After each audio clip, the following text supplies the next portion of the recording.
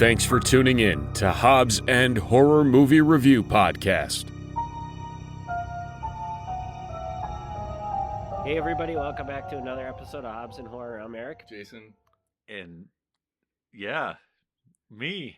I really thought we were going to get through an introduction without somebody doing something, not just saying their name. But we are back with another episode. We're talking about the Advent calendar, which somebody, I bet you a listener out there could tell us, because I'm pretty sure that you talked obsessively about this movie on other podcasts. I know I mentioned it as like a decent Christmas movie when we were talking about Christmas horror movies. At some point we brought up Christmas horror, I think, and I mentioned it because it's one that stuck out to me. So that's what we're reviewing today. It came in at what, a 6.3 IMDb rating. Yep. Damn good for our standards here. Good. That's almost as good as the kid in King Arthur's Court. Yeah. That movie just got added to the library collection. People in our area can now check it out and take it home. Awesome. Yeah. Basically, well, Gavin, why don't you kick us off? Because I'll be honest with you on this movie. Before we go any further, we should let the listeners know, if you haven't watched this movie, it is in French. It is subtitled, but it is in French. So if that's a big turn off for you. You're going to have to read this one. This one does not have an English dub, unfortunately. Yeah. So, but Gavin, try to explain to us what happened in this movie. Absolutely. So we start off, and there's a plane, and the plane is Oceanic Flight 815. We were also having a conversation about Lost. And part of the way over the ocean, the plane experiences turbulence, breaks in half, and lands on an island in the middle of God knows where.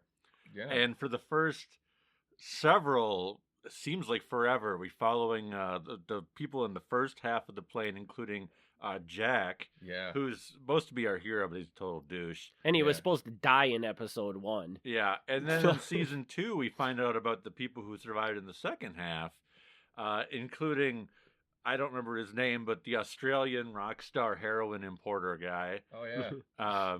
And who everybody loves. And then the show goes downhill after that. Yeah. But for today's episode, it was pretty good because we had a woman who used to be a professional dancer, but she was involved in a car accident under circumstances that are explained later in the movie. And she ends up in a wheelchair, so she's no longer a dancer. She works in a crappy job selling insurance, I think is what it is. And with a crappy boss. She's got a friend who is kind of flighty, is always running off on her. And the movie kicks off because her friend comes back from Germany and brings her this really cool looking Advent calendar that she stole from. I don't think they ever actually explained who she stole it from, but she stole it in Germany and brought it back. But it's possessed or has some kind of magic, I don't really know, and you have to do what each thing tells you to do or you die. And good things will happen, bad things will happen, but you have to keep going along the way. And there are sacrifices that must be made. Follow you got to eat the chocolate too. You got to eat the chocolate. Yeah, if it, like, you open up each day and whatever, each one of them has like a chocolate or some kind of candy in it, and if she doesn't eat that, that also will trigger her death. Yeah. So for 24 days, we follow her journey as things go great and things go very bad. Yeah, that's a good I mean, I think you did a wonderful job of explaining the movie, because that's more clear than, I mean, that I got that from watching the movie. Yeah. But there's just a whole bunch of shit in this movie that I'm like, why is that happening? Why is that happening? I feel like I'd have to watch this movie like 12 times to completely understand. There's definitely parts I don't fully get, but I'm just going to ignore those. Yeah. Yeah. Well, I just got to, like, I don't mean to derail the whole thing, but how do you not know what an Advent calendar is? I have no idea. I just couldn't. The only time I've ever seen an Advent calendar is in The Christmas Vacation. Oh, really? Yeah. And I never The one with knew Chevy what Chase it or was. whatever? There's an advent calendar in Christmas Yeah, like Vacation? it doesn't. I guess it doesn't. The one in Christmas Vacation doesn't give it candy each day or whatever. So I don't Yeah. know if that. But yeah, they like flip it down for each day of Christmas until it's Christmas throughout the Yeah. movie. Yeah, I don't remember that Christmas Vacation, but don't yeah, either. that's what an advent calendar is. that's So- interesting. Yeah, but other than that, that's the only time I've Yeah. ever seen an advent You'll calendar. have to get one and- next year. Like, just not one that makes you. After watching this fucking movie, are you Yeah. serious? I ain't gonna get an advent calendar. What do you think? Like, do you think it's like the same for everybody? Like, do you think that if somebody else gets it, they get the same chocolate, and they're like, "Oh, I can walk if I eat No, this"? no. it's- They Yeah. explain it. Do they? Yeah. They'd explain that it's different for each person. Yes. Oh, okay. I didn't see that part. Yeah. So just to be very clear at this point in the podcast, I can't talk about the movie without completely spoiling a bunch of Sure, stuff, yeah. which we have to warn people every episode. But Yeah. okay, so we don't find this out till way later in the movie. When she goes and visits the German guy, Yeah. we find out that he was blind, and to not be blind, he had to murder his wife and child. Oh, That's what I got For too. some reason, Okay. I just spaced out there. I couldn't really figure out. It was confusing to me what his situation was. But So that's then, cool. so then good to know. this must be where you said. So at the end, this is another major spoiler, but at the end of the movie, they're like, she says that if she eats the one chocolate, everything will go back to normal. Everybody Yes. will not be dead. Yes. And so it must have been that she figured that out because that must have been what he did. I think that's probably where she figured it out, because he was blind again. His wife and child were alive again. But he had put this painting in the back of the advent calendar for the next person to find. And he didn't remember ever painting it because those days never existed for him. Okay, and that anymore. must be how she also knew that she wasn't going to remember anything. Right. So, Right. interesting. So Oh. yeah, so he got his sight back. He painted the painting of his dead family, and then time reversed, and none of that ever happened for him. And now, you guys had both seen this movie, is that right? I had not seen it before. Oh, you had not seen it. No. So my reaction to this movie is that, again, this is on a this is like 3 steps, maybe 10 steps above any movie we've watched on this podcast, I'd say. Okay. It's very well done. Yeah. The only beef I had with it was that I just had a hard time following It's exactly confusing in what parts. what was going on. Yeah, so like at the beginning, I remember like she gets one that says that she like it was some quote or something about the crippled will walk again or something like that. So obviously, if she were to eat that one, she could walk. But one of the rules is you have to eat the chocolate or you die. Mhm. She doesn't eat that one right away.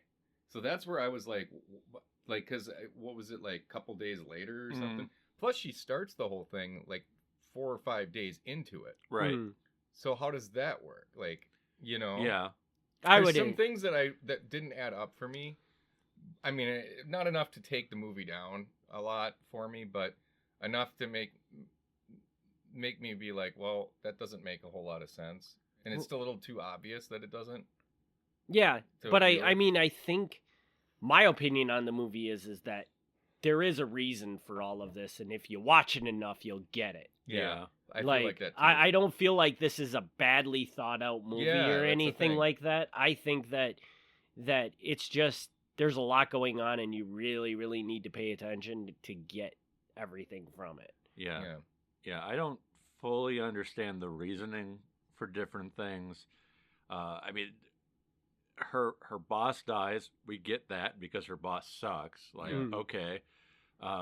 And the guy who assaulted her dies. That makes sense. He sucks. Yeah. But now, why did the guy? Because it seemed like Yeah. the doctor guy or the Yeah. nurse or whatever guy that she was kind of like sort of dating, I guess. Yeah. He dies, and it seemed like he was a gift from Yeah. the whatever advent calendar. So Yeah. that left me confused. Like, okay, why does the advent calendar give her this gift and then kill it off? Yeah, that didn't make sense to me. That's weird. I don't know why certain people have to be sacrificed and not others. I didn't understand the reasoning on some of that. Maybe there isn't. I don't understand what I'm going to keep calling it a demon. I don't know what you call that thing. The guy with the mask and the numbers on his body. I don't know what that guy is. Yeah. But like, is he the guy who invented the advent calendar and he's linked to it? Is he like a demon that was called and possesses it? I don't know. And I don't know if it's ever explained. And I wonder if that's just, he's like a symbolic thing that is the advent calendar. You know, they needed an advent calendar thing to like enforce the rules of the advent calendar and stuff like that, carry out the duties of the advent calendar, and that just happened to be the guy that created it for him. So the way I look at it, in my mind, watching this, I compare it to Hellraiser.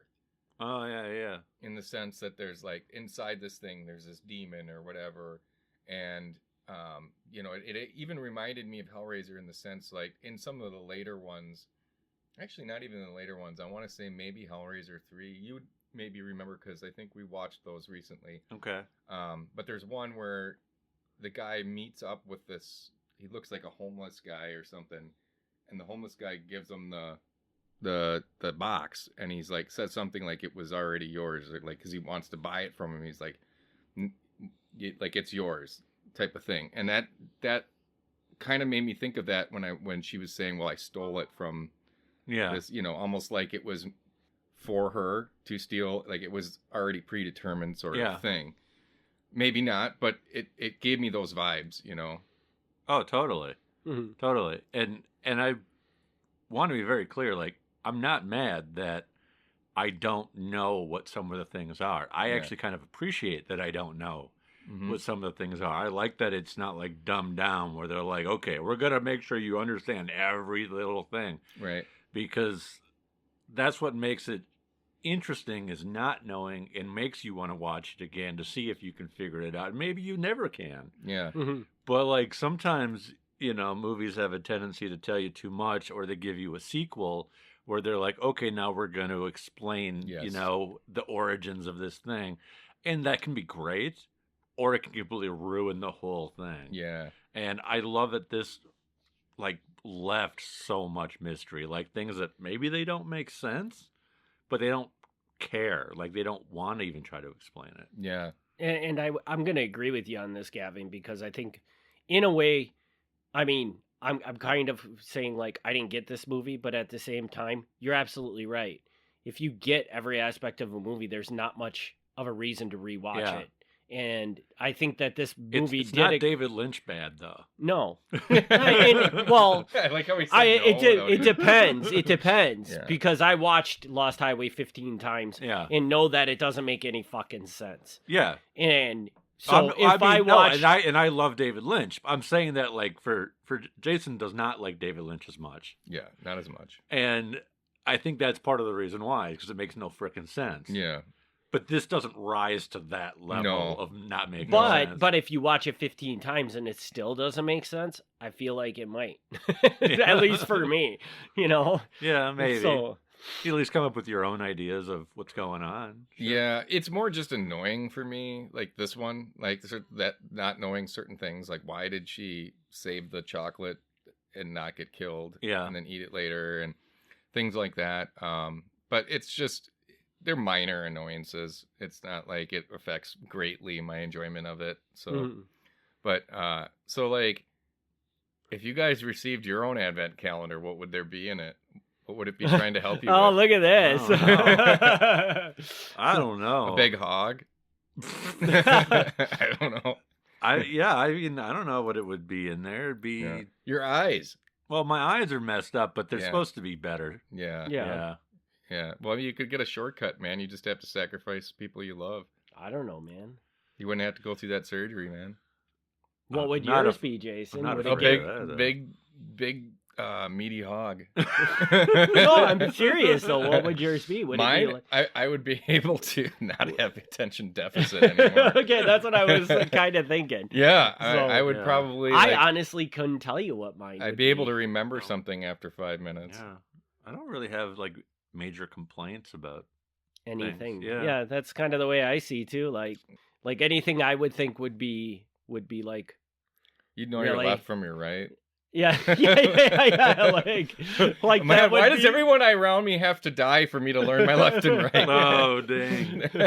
Yeah, they're like there will be sacrifice. Be like, that's fine. I don't need to know left from right. Yeah. It'd be great if it You like. wake up, you're like, holy shit, this is my right hand. Yeah, shit, this is my right hand. Yeah. And there's just like dead bodies everywhere. Yeah. And you'd have to go through like the weird convulsions and everything, and then wake up and be like, I'll have the one on the right. Like, yeah, I was just curious, like, what you guys would be. Yeah. So, did you guys enjoy this movie? I mean, Honestly, this movie is going to get a very high rating for me. Yeah, I have a hard time really talking crap about this movie. I thought the acting was solid across the board. I love the design. I mean, even just the box, the advent calendar box, is beautiful. Whoever Yeah. designed that, that's a great thing. I agree. I like the aesthetic of that. Yeah. Like I think, and again, it kind of gives me that Hellraiser type of vibe. Yeah. Where it's like this, you can tell it looks really old. It looks like it's, I appreciate stuff like that in movies when they make that extra effort to make it cool looking. And I also think that what they did here was clever in the sense that it's a really unique idea to convert into a horror movie. Yeah, Mhm. see, that's the thing is like a lot of times I feel like, they'll come up with a really good idea for something and then but that's all they have is the idea. Like, oh, it'd be really cool to make a horror movie about this. But then the way it's executed just ruins it because nobody, once it's done, another director's not going to come along and do the same thing better.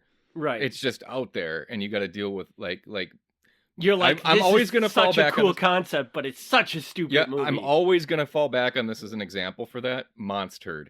Mhm. Monstered was a great idea for a movie, but it's terrible. It's just the concept itself does not carry the movie, and so yeah, that.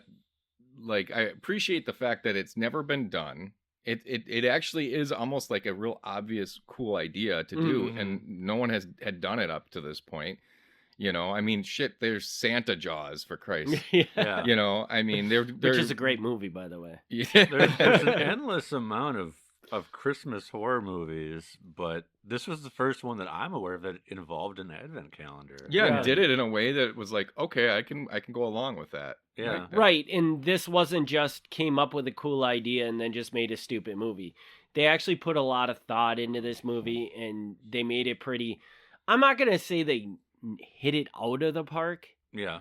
but it was pretty Yeah. well done. Yeah, I would say rewatching this now, it wasn't as good as I thought it was, but still not terrible. Like I a lot of times will talk up a movie, and then It's not the coffee table. the coffee table's great. The coffee table is great. Yeah, that movie is. And then people listening are like, "What's wrong with those guys?" Yeah, I'm not gonna The believe... coffee table is not for everyone. No, it is Yeah, not. I'm not gonna believe that anybody, or I'm not gonna believe you guys that a movie called A Coffee Table could possibly be good. Oh, Pretty great. it is. It's pretty great. Yeah. It's like testing how uncomfortable you can be for 90 minutes. Yes, it is. It is. And Yes. if you're someone Once like me again, or you're Gavin- not selling me on this But, concept. if you're someone like me or Gavin, you're gonna enjoy that. You're gonna Yeah.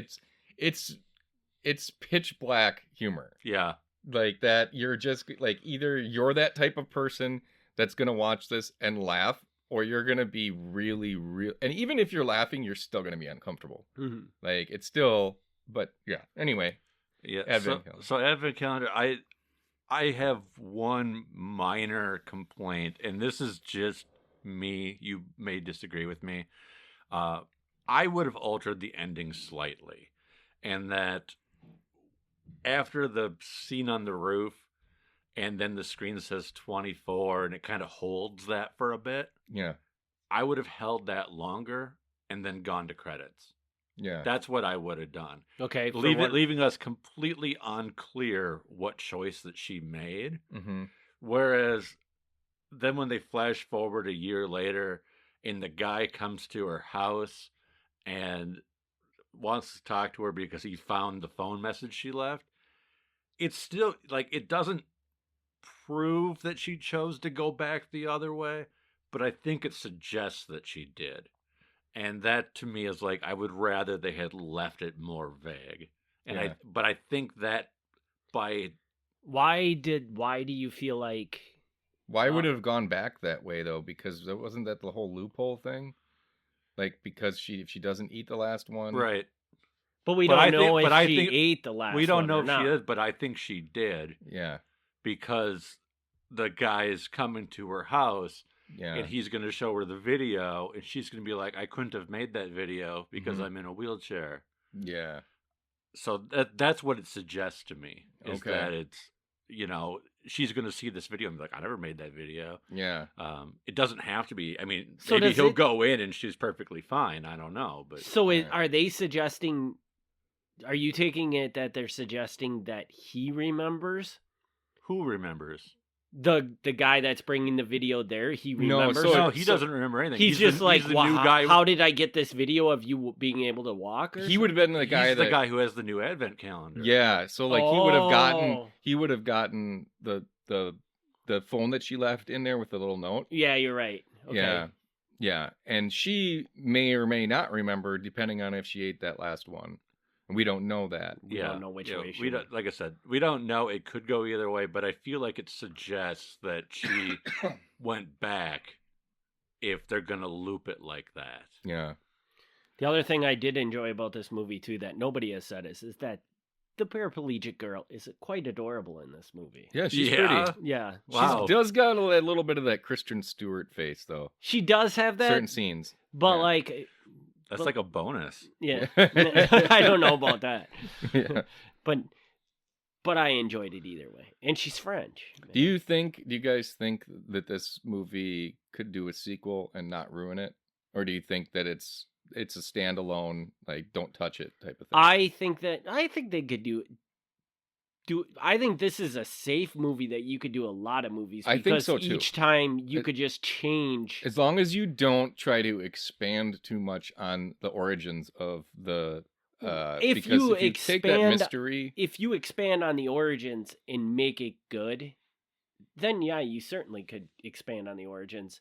And I think it leaves it completely open to so many things, because think of all the different people that could end up with this advent calendar. Well, and like the different ways that it fucks with them, like kills the people around them, and right. Stuff. I think it'd be a big risk, but I think they could. Yeah.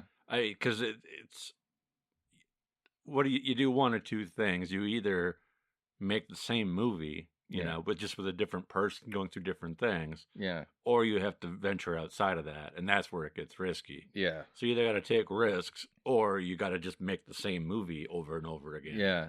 So I think you could do it, but you'd have to make sure you knew what you were doing before you did it.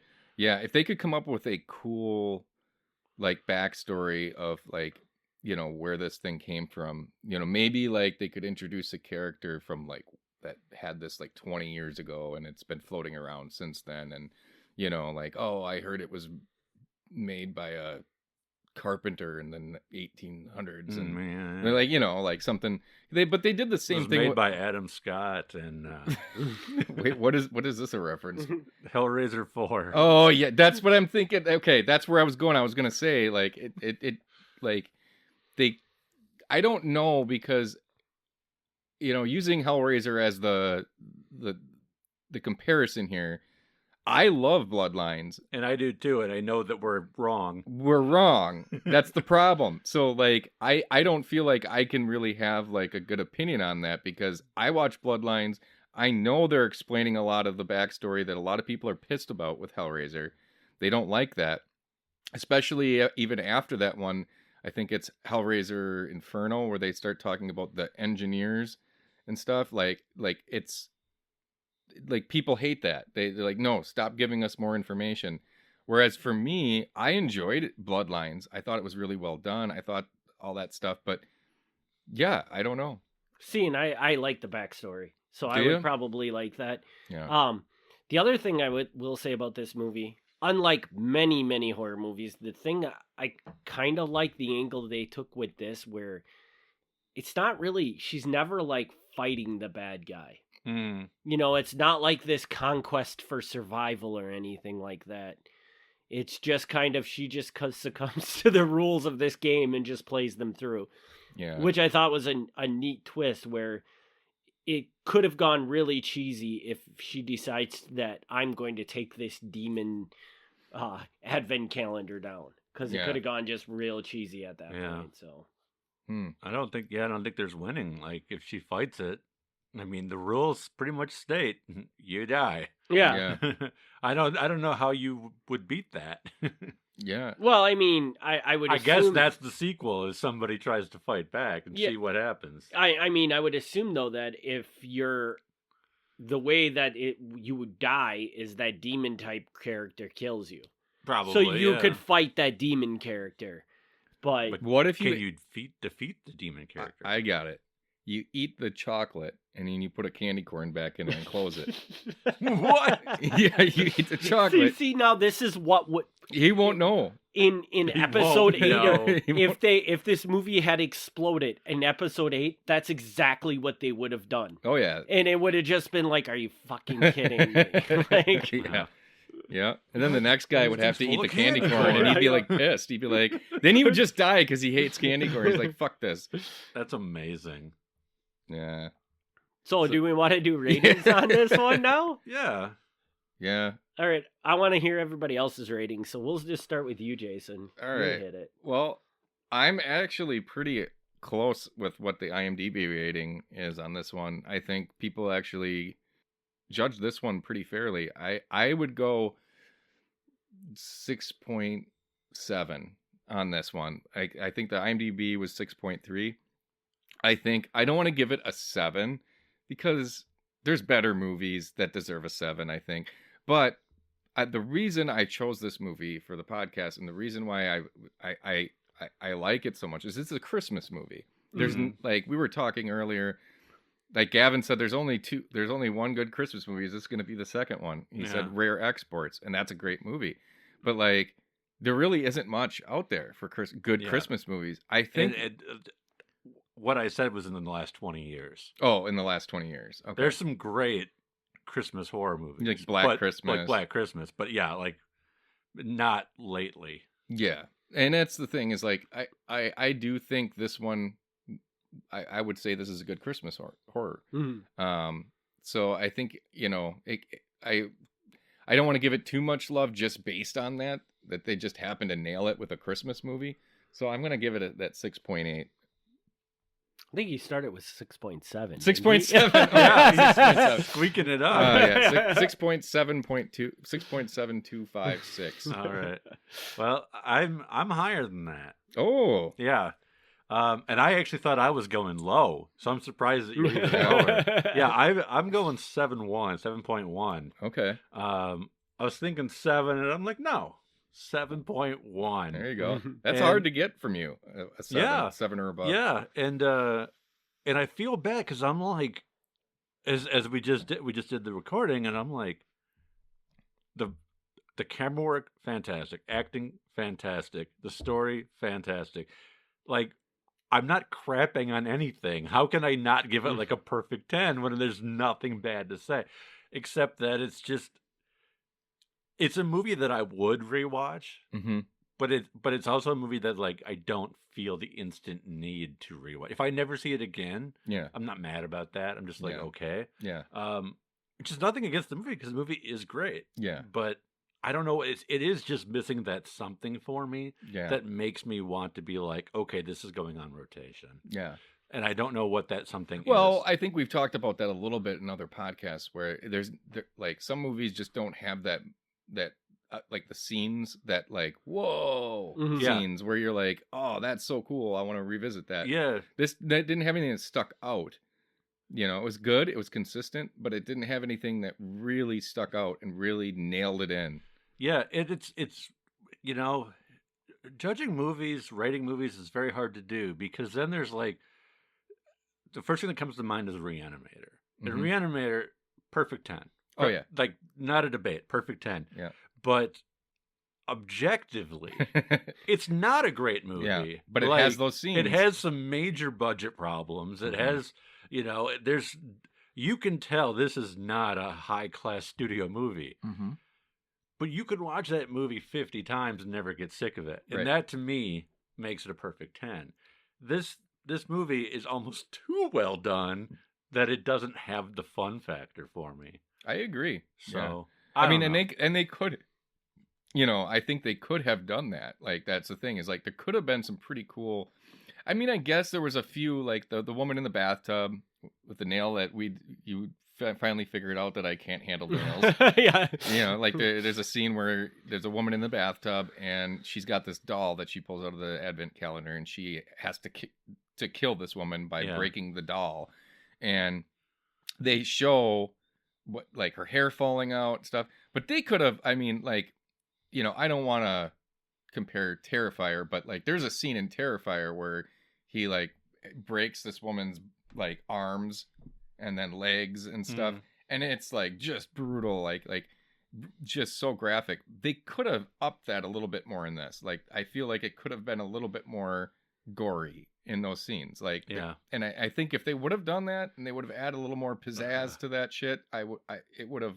Yeah, it's no Been more Winnie the memorable. Pooh, Blood and Honey 2. Hey, you liked it, didn't you? Yeah, I did. Yeah, I did. we got that on fucking recording now.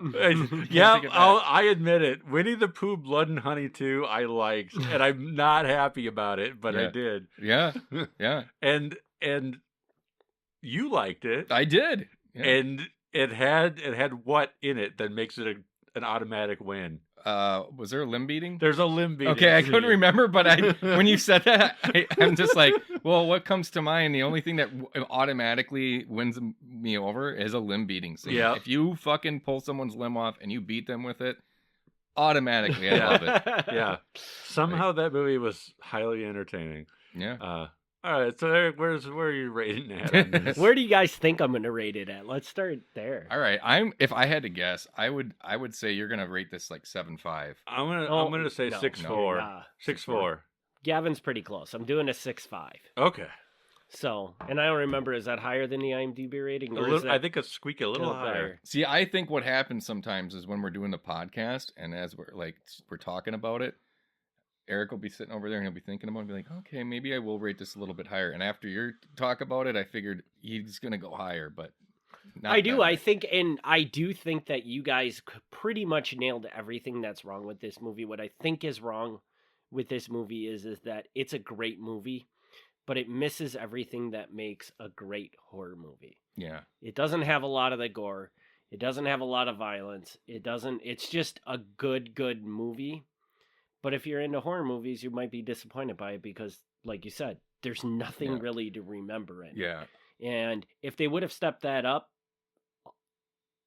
a little bit, I don't know if I would have liked it that much more, but I'm pretty confident that you two would have adored this movie. I'm not necessarily a gore person. To me, the real selling factor is there's got to be a sense of humor about it. It doesn't have to be a full-blown comedy, but there Yeah. has to be a sense of humor. And there wasn't one light moment in this entire thing. Yeah. Except maybe the nurse saying that he wanted to wash her privates. That was good. That was funny, but that Yeah. was like the only thing that was not completely dark. But I think also, when you do add a little bit of humor into it like that too, it really elevates the movie because it's so hard to do and pull off and not like to because you have to keep the tension and you can't have too much humor because it might ruin the people's, like, they're not going to take the plot seriously anymore. But if you don't have enough humor and you don't have anything else like the gore or whatever, then it's like you said, I don't think any horror movie fan is going to be necessarily disappointed in this movie, but they're not going to be like blown away by by it it. either for that reason. Right. And the other part I would say about this movie is that I think we can say that they should have done that, but the most important thing to me for them to have successfully done that is they would have had to implement that gore and other aspects into the movie, but not destroyed what they had there. Yeah. Because they had a really good storyline. Yeah. And if the gore starts overtaking the storyline, then I think it would have killed this movie greatly. Like, they could have knocked this movie down into the fours for me. Yeah. And so it's like a very, very dangerous game to play. You don't want to go like absolutely. Terrifier with it or something. Even though like not everything necessarily made sense, it's a very tight script. And so you don't necessarily want to overload that with other things. Yeah. So, but I think if you can get over the gore, the lack of gore, you'd probably really enjoy that. In fact, I think anybody that's kind of a horror person is going to appreciate this movie. It's worth a one watch. Absolutely. Let's say that. Absolutely. And then you can decide if 20 years later you want to watch it again or whatever. And since this podcast is going to come out after Christmas, in 11 months from now, people, you guys sit down and watch this movie. And Santa Jaws. Santa Jaws, double feature. Yeah. And you can catch the review of Santa Jaws on a previous episode of our podcast, because we actually did that. Yes, we did. Movie, if you don't forget. Yeah. Well, if that isn't one of the December reruns, that was a mistake. No, I don't think it was, actually. Sorry, listeners. Yeah. So anyway. So with that, so this is the part where I'm scared, because Gavin has a horror movie, like a Christmas themed horror movie for next, but according to he went and showed this to Erin and said, "What do you think Jason's going to think of this?" And she's like, "He's going to hate it." Yeah. And I don't know up to this point. So Gavin, why don't you let me know what we're watching? Well, so this is the moment you can get out. So I have in my pocket a Christmas horror movie that I think you will hate. Yeah. I also have a horror anthology movie. Now, if you want to pick that instead... No, we want the Christmas movie. The thing is... So announce the name of the Christmas movie, because that's it. That's what we're watching. All right. I want to hear I picked for my Christmas horror movie... Oh, no. Anna and the Apocalypse.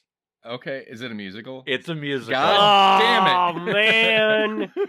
I guess. Oh, you don't like musicals either? Oh God, I hate musicals so bad. Yeah. Right, so then you just fucked us. See, Eric, you just fucked us both over. We had the opportunity for an anthology series, and nope. Now we're. I have a rule with this movie, though. What?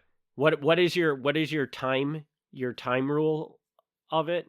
Is it 89 minutes or 92 minutes or something like that? It's in that range, yeah. It's okay, but it's not super long. I want you to understand that I reserve the right that once we hit that time limit, if the movie's not over, we might just fucking shut it off. Yeah, that's fine. Yeah, fully fair. Yeah, and also I reserve the right to ask you what was this movie about, because I'm not gonna know, because when they're singing and dancing, the fucking plot. Wow, I don't know how to follow along.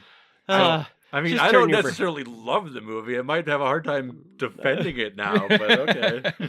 All right, so everybody, we are going to do a horror musical Christmas movie in the next episode. So called Anna and the Apocalypse. I mean, you probably don't want to be here for that, but I'm going to go and just be here. I think a lot of people like musicals, man. I think we're in the minority. I watched this with my girlfriend at the time and two of her friends, and it went over very well. Okay. All right. Yeah. All right. Yeah. All right. Well, let's see what happens. We will be back with that movie on the next episode. Wish us the best of luck, please. Yeah. Peace.